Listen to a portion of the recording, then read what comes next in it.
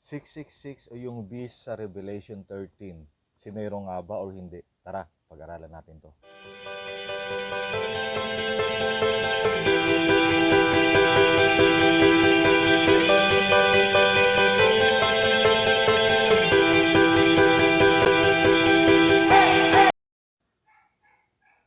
Magandang araw po sa inyong lahat at ngayon po ay mag-aaral tayo ng salita ng Panginoon tungkol po sa Revelation chapter 13 verse 18 o yung tinatawag na 666. So sino ba talaga yon? So meron pong dalawang interpretation. Ang unang interpretation po is si Nero daw po yun. No? Ito yung pinaniniwalaan ng mga preterist view at sa mga futurist view naman po ay patungkol to sa Antichrist na darating in a future.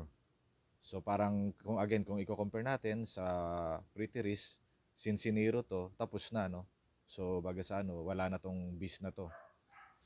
Pero sa futurist view, since hindi ito si Nero, mag-aabang pa tayo no, kung sino yung beast na to in a future na darating. So, magkaiba po no, talaga yung view ng dalawa.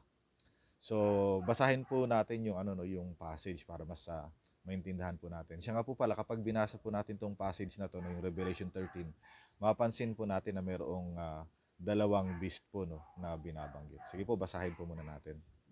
Sabi po rito no, pagkatapos ay nakita kong umahon sa dagat ang isang halimaw. So ito po, mayroon pong isang halimaw daw na umahon mula sa dagat na may 7 ulo at 10 sungay. May korona ang bawat sungay nito at sa bawat ulo ay nakasulat ang mga pangalang lumalapastangan sa Diyos. Ang halimaw ay parang leopardo, ang mga paa nito ay tulad ng mga paa ng oso at ang bibig ay parang bibig ng leon. Ibinigay ng dragon sa halimaw ang kanyang sariling lakas, trono at malawak na kapangyarihan. Sabi sa may verse 3, ang isa sa mga ulo ng halimaw ay parang may sugat na nakamamatay, ngunit ito'y gumaling. Namangha ang buong daigdig sa nangyaring ito at nagsisunod sila sa halimaw.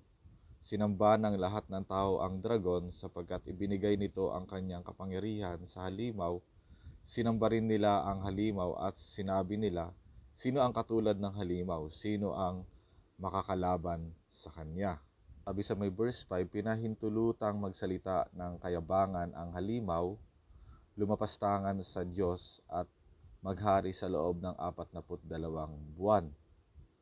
Nilapastangan nga niya ang Diyos, ang pangalan ng Diyos, ang tahanan ng Diyos at ang lahat ng nakatira doon. Pinahintulutan din siyang digmain at lupigin ang mga hinirang ng Diyos at binigyan siya ng karapatang mamahala sa bawat lahi, lipi, wika at bansa. Sabi sa may verse 8, sasamba sa kanya ang lahat ng nabubuhay sa ibabaw ng lupa, maliban sa mga taong ang mga pangalan ay nakasulat sa aklat ng buhay bago palikhain ng sanlibutan. Ang aklat na ito ay pag-aari ng korderong pinatay. Ang lahat ng may pandinig ay makinig, ang sinumang itinakdang mabihag ay mabibihag nga, ang itinakdang mamamatay sa tabak ay sa tabak nga mamamatay. Ito'y isang panawagan na magpakatatag at manatiling tapat ang mga hinirang ng Diyos. Ito po, sabi rito sa verse 11, at nakita ko ang isa pang halimaw na lumitaw mula sa lupa. May 2 sungay ito tulad ng sungay ng isang batang tupa, ngunit nagsalita ito na parang dragon. Ginamit niya ang lahat ng kapangyarihan ng unang halimaw upang ipatupad ang kagustuhan nito. Ang lahat ng tao sa lupa ay pinilit niyang sumamba sa unang halimaw na nagkaroon ng sugat na nakamamatay ngunit gumaling na. Verse 13 sabi rito, kahanga-hanga ang mga kababalaghang ginawa ng pangalawang halimaw, nagpaulan siya ng apoy mula sa langit at ito'y nasaksihan ng mga tao. Nalinlang niya ang lahat ng tao sa lupa sa pamamagitan ng mga kababalaghang kanyang ginawa sa harapan ng unang halimaw. Nahikayat niya ang mga taong gumawa ng isang larawan ng unang halimaw na nasugatan ng tabak ngunit nabuhay. Sabi sa may verse 15, ipinahintulit din sa kanya na bigyan niya ng hininga ang larawan ng unang halimaw, kaya't nakapagsalita ang larawan at pinapatay nito ang lahat ng ayaw sumamba sa kanya.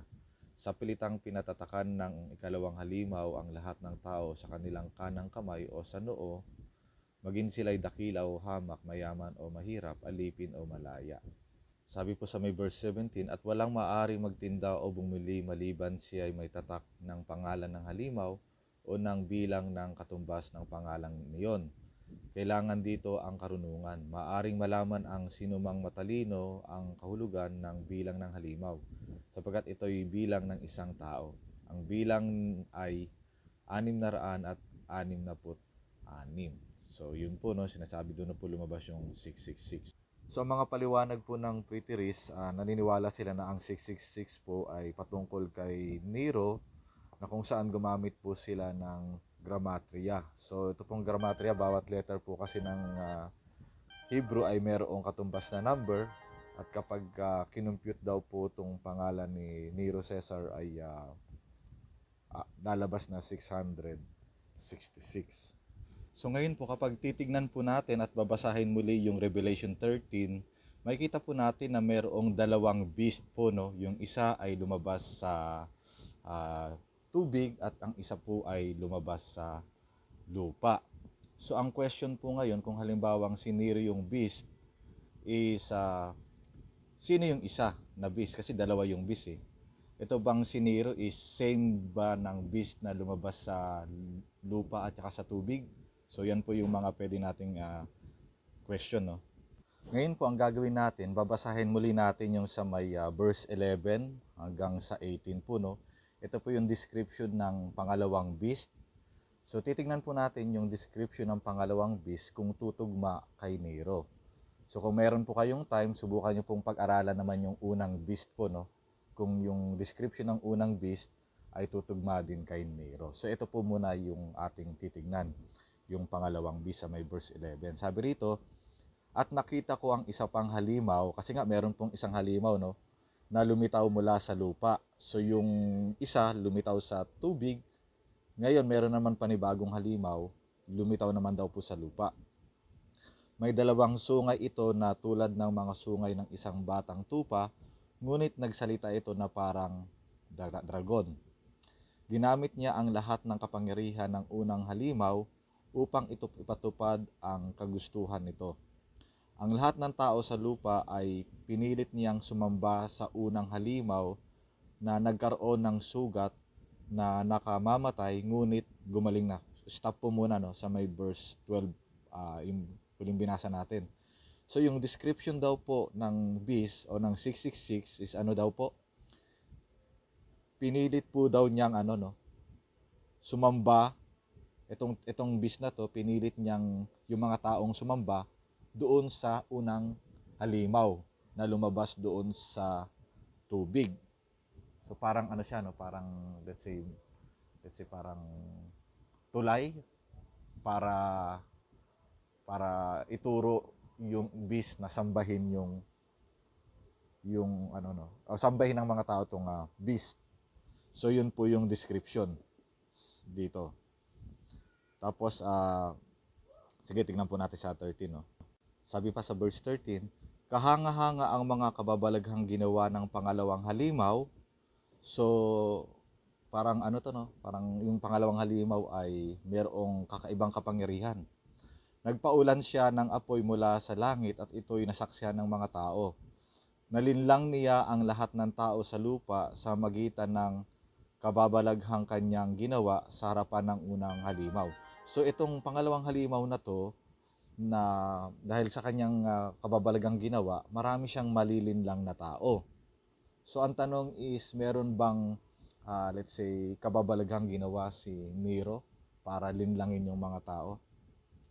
Then sabi pa rito, nahikayat niya ang mga taong gumawa ng isang larawan ng unang halimaw na nasugatan ng tabak, ngunit nabuhay. So itong beast na to, yung pangalawang beast na tumutukoy dito is, hinikayat niya, no, yung mga tao na gumawa ng isang larawan ng unang halimaw. So kasi nga parang sabi ko nga may unang halimaw, may pangalawang halimaw. So yung pangalawang halimaw, parang nagiging instrumento siya para i-lead yung mga tao to worship yung unang halimaw. So ang tanong is, kung sinira yung pangalawang halimaw, ganun ba yung kanyang ginawa? O kung sinira yung unang halimaw, subukan nyo pong basahin yung description sa kanya at tingnan nyo po kung magpipit yung description ng unang halimaw kay Nero. Verse 15 sabi rito, pinahintulot din sa kanya na bigyan niya ng hininga ang larawan ng unang halimaw. So yun nga sabi natin, parang merong special parang power tong beast na to, no? Kaya't nakapagsalita ang larawan at ipinapatay nito ang lahat ng ayaw sumamba sa kanya. Sa pilitang pinatatakan ng ikalawang halimaw ang lahat ng tao sa kanilang kamay o sa noo, maging sila'y dakila o hamak, mayaman o mahirap, alipin o malaya. So kung siniro tong halimaw na to, is meron po bang evidence sa history na sa pilitang pinatatakan ni Nero yung mga tao during that time sa kanilang noo at saka sa kanilang mga kamay. Sabi pa po rito sa may 17, at walang maaring magtinda o bumili maliban sila'y may tatak ng pangalan ng halimaw o ng bilang ng katumbas ng pangalang iyon.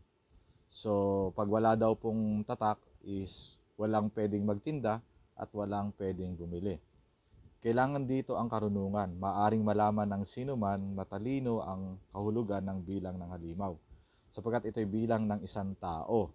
So, ito po ay bilang daw po ng isang tao, no? Hindi to isang bansa or what, no? Ang bilang ay 600 at 66 o yung 666. So ito na po yung verse po, no, na parang pinag-aralan natin. Yung beast ba at yung 666 ay patungkol po ba kay Nero? So kung titingnan po natin yung katangian ng beast na tinutukoy dito, mukhang malabo pong si Nero based dun sa mga binanggit natin. Ngayon kung hindi si Nero, sino? So hindi natin alam, no? Hindi natin kilala kung sino, pero kung sino man po yung binabanggit dito, no, masasabi ko na hindi pa siya nabuhay sa history at tinitingnan pa po natin siya balang araw. Kaya nga po futurist po, no. So yung kami po o ako po naniniwala na yung beast po na binabanggit dito is sa future pa po, no. So titingnan po natin yung mga description ng beast kapag lumabas na yung taong ito. So yun lamang po at maraming salamat. Sana po ay natuto kayo at na-bless. Paki-like, share, and subscribe naman po para updated kayo sa mga future content na aking gagawin na may kinalaman sa Biblia. God bless po.